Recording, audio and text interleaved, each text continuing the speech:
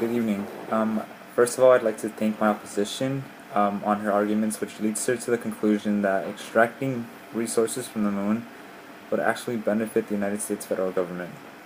However, at this stage of the debate, it should seem clear to most that this in fact is false. Okay. First, I'd like to point out some of the arguments that my opponent made and she highlighted in her affirmative rebuttal, which were that we need water, that there's water wars, and that water is running out. Alright. So my opponent does state that many regions are experiencing droughts, and if the moon has water, it seems logical that we should extract the water from the moon. And although water is a scarce resource, or scarce and precious resource, there are easier methods of acquiring water for regions with necessities. According to physics.org, studies have shown an increase in freshwater areas within the Atlantic Ocean, and this is likely due to glaciers melting from glaciers. And from this information, a question regarding this availability of fresh water arises. So, is there fresh water in glaciers, and how much fresh water is in glaciers?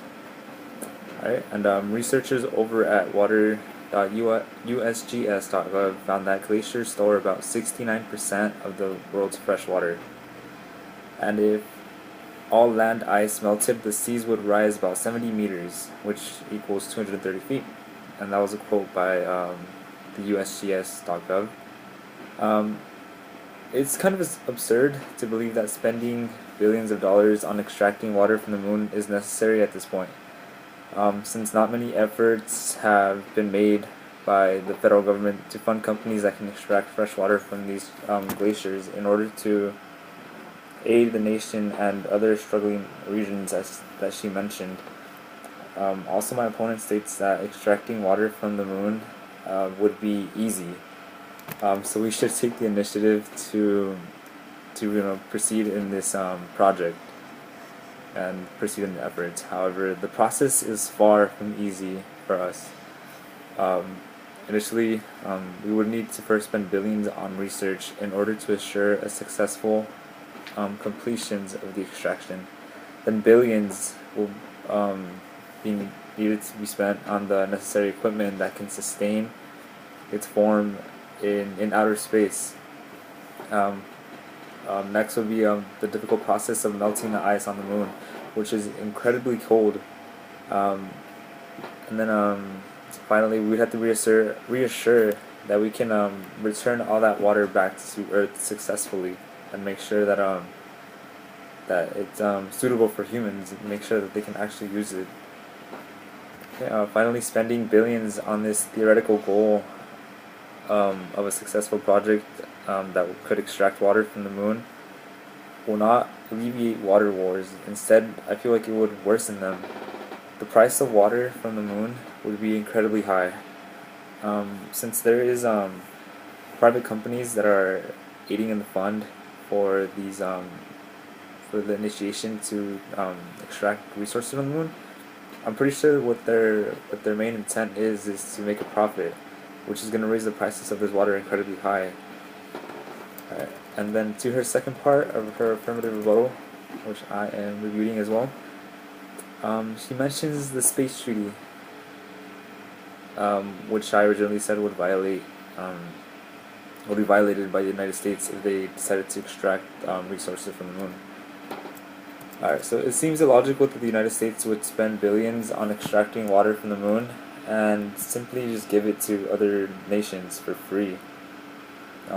Even if many wish that we could do that and be ethical in that manner, it's just not it doesn't make sense for the United States to spend billions of dollars just to give stuff away.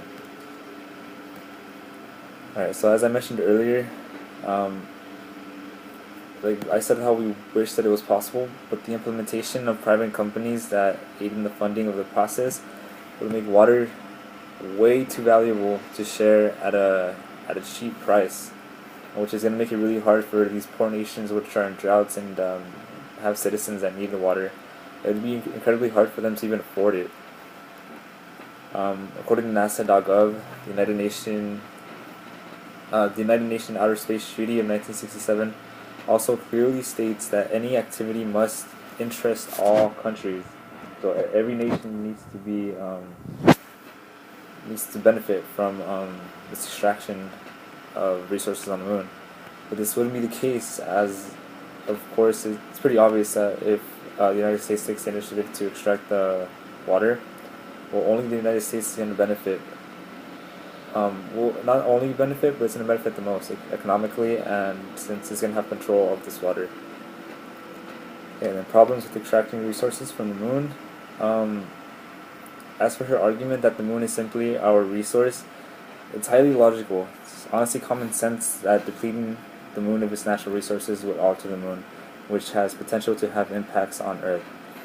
Alright, finally, my opponent states that obtaining glacier water would be just as expensive, but provides no detailed information. Just by deducting the cost of traveling in space, it seems obvious that the cost would be much higher if we desired moon water. She also demands my detailed explanation of the methods and necessary tools that would be needed, yet none of this is provided for her far-fetched idea that obtaining resources from the moon would be beneficial to us.